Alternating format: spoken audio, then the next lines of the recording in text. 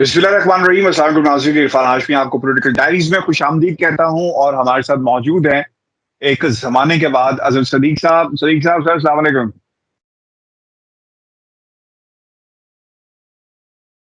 वालेकुम अस्सलाम।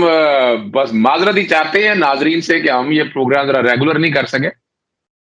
नहीं, मैंने तो बड़ी कोशिश की निकल जाने की, भाग जाने की और पता नहीं क्या कुछ करने की, लेकिन आपने जो है और व्यूअर्स हमें खींच के ले आए।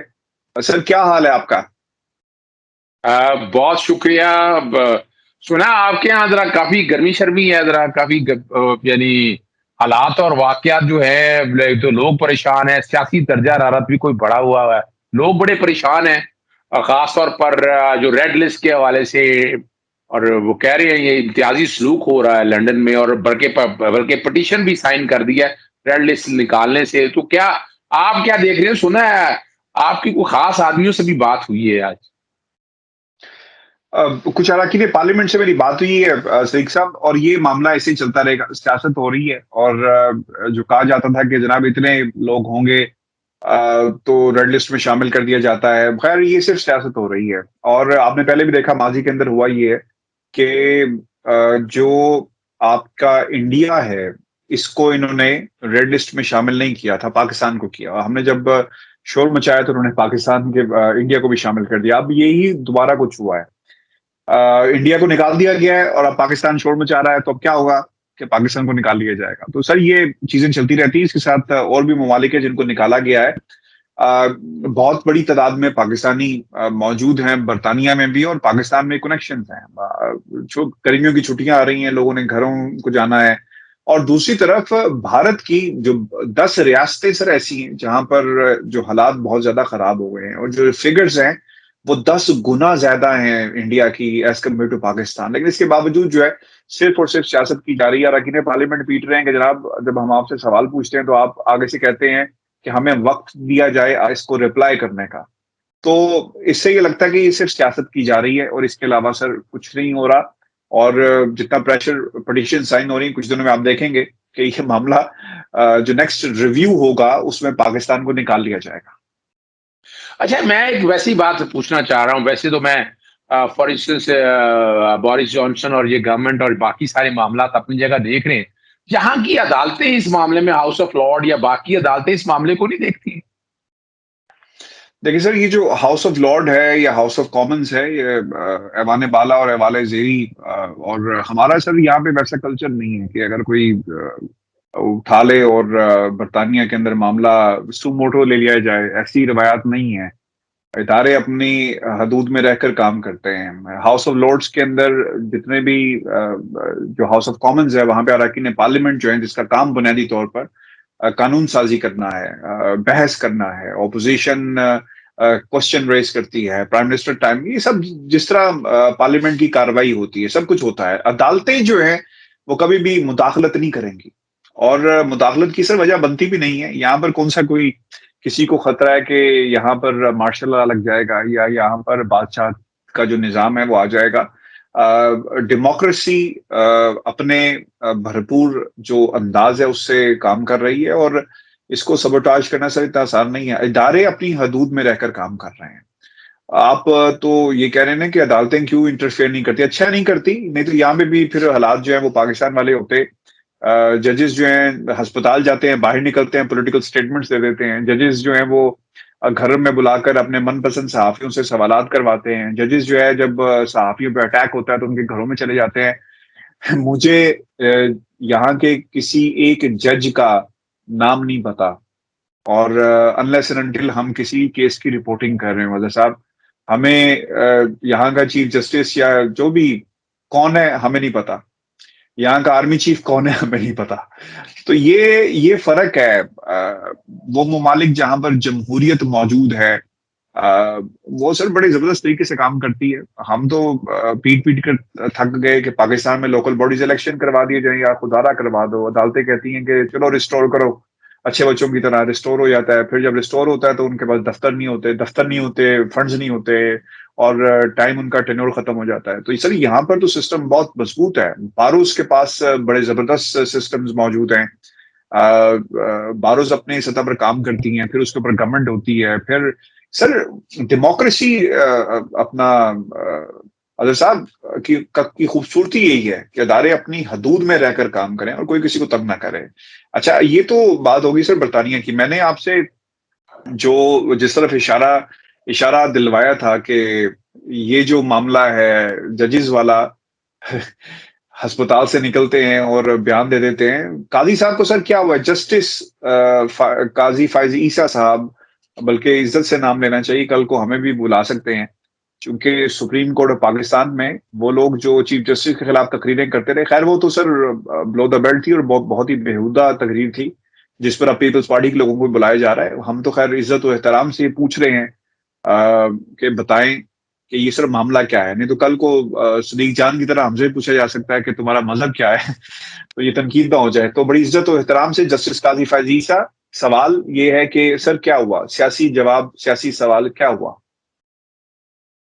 जी, देखिए बुनियादी तौर पर तो ये तबीयत खराब होना और कोरोना हो जाना, ये शुक्र अल्हम्दुलिल्लाह कि वो सेहतयाब होकर वापस घर आ चुके हैं, ऐसा मसला कोई नहीं है उसमें, और ना कोई ऐसी दिक्कत या ना कोई परेशानी वाली बातें या ऐसा कोई लेकिन ये हैरानकुन बात है, और ये देखिए पाकिस्तान में नॉर्मल हुआ है। कोरोना अगर किसी को हुआ, इंजेक्शन लगवाया, वैक्सीन लगवाई, उसके बाद दोबारा हो गया, वो एहतियाती तदाबीर नहीं रखी, तो वो कसूर किसका कहेंगे? जिन्होंने एहतियाती तदाबीर नहीं रखी है कोशिश पूरी करके, लेकिन ऐसा है कि मुलाजमीन से या बाकी लोगों से ये सारी चीजें, लेकिन वो बाकायदा फिर वो ट्रोल चलाए गए और ये बातें सारी सामने आई कि जनाब वेंटिलेटर पे आ गए, क्या जरूरत पड़ी ऐसी? फिर वो बाकायदा यूट्यूब पे प्रोग्राम आएगा कि जनाब कोई बंदा मिलने आ गया, उस बंदे ने ये कर दिया या उस बंदे ने ये कर दिया या उस बंदे ने ऐसा कर दिया। वो हैरानकुन बात है, वो जरूरत क्या थी कि किसी बंदे ने क्या कर दिया या ऐसा हो गया, वो मिलने आ गया, यानी कंफ्यूजन क्रिएट करने की गई और रोका नहीं गया। जस्टिस काजी फाइज साहब या उनके फैमिली को ये रोकना चाहिए था।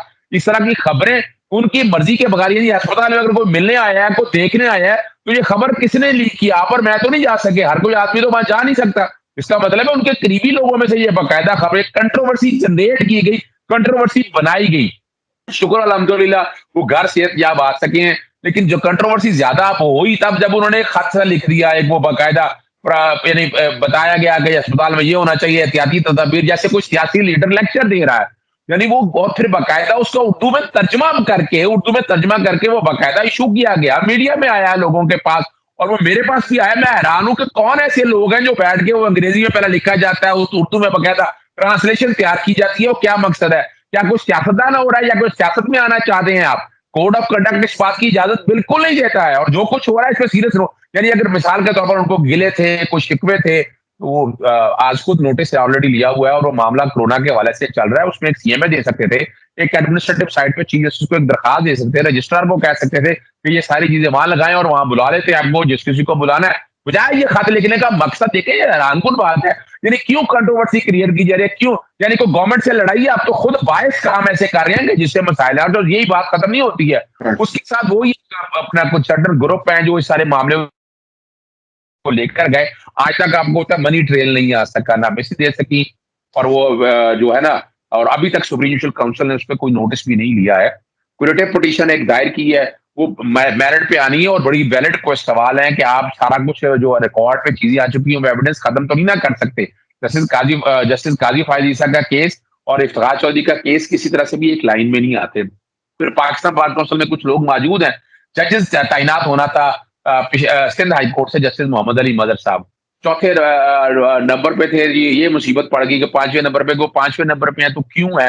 अभी खुदारा, अभी इसमें वाकई पीएलडी 2002 सुप्रीम कोर्ट 939 जस्टिस, उस वक्त जस्टिस खलीलुर रमदे साहब आपके दोस्त, बहुत करीबी दोस्त आपके, जस्टिस लवाज अब्बासी साहब और जस्टिस फकीर मोहम्मद खोखर, वो 10वें नंबर पे थे, चौथे 5वें नंबर पे थे। वो सीनियोरिटी का, और ये सुप्रीम कोर्ट बार ने उसको चैलेंज किया और क्या दिया, और आर्टिकल 177 बड़ा क्लियर है, किसने कहा सीनियोरिटी का? ये मैं चैलेंज करता रहा हूं, बार बार चैलेंज करता हूं। और कमाल की बात ये है कि जस्टिस मकबूल बाकर साहब जो बाकायदा जस्टिस काजी फाइज साहब की जजमेंट रिव्यू में फैसला देने वाले हैं, वो भी जुडिशल काउंसिल के अंदर मौजूद थे। जुडिशल कमीशन के जजेस तैनात जस्टिस काजी फाइज साहब, इन दोनों ने डाइसेंटिंग नोट दिए, और इन्होंने, मैं समझता हूँ बजाय बादी नजर में, सुप्रीम कोर्ट के अहकाम की खिलाफवर्जी की है। पीएलडी 2002 सुप्रीम कोर्ट 939 को सामने रखते हुए अब वही बार काउंसिल के अंदर लोग बैठे अब इस बात को स्टंट बना रहे हैं। अच्छा, वो यानी वो इस तरह का इंप्रेशन देना जा रहा है जजेस में डिवाइड, या जजेस के हवाले से ये चीजें वो चाह ये रहे हैं कि जस्टिस काजी फायजीसा या उस ग्रुप के हवाले से वो लोग उनकी मर्जी के उनके फेवरेट लोग आ जाए। भैया मेरिट पे लोग आने हैं और मेरिट पे जो जस्टिस मोहम्मद अली मर साहब उनके मेरिट पे तो कोई कंप्रोमाइज नहीं है और ये छोड़ दे जुडिशियल काउंसिल के ऊपर, वो बैठ के फैसला करे और जो आइन और कानून कहता है और उसमें सीनियरिटी का प्रिंसिपल अप्लाई नहीं होता।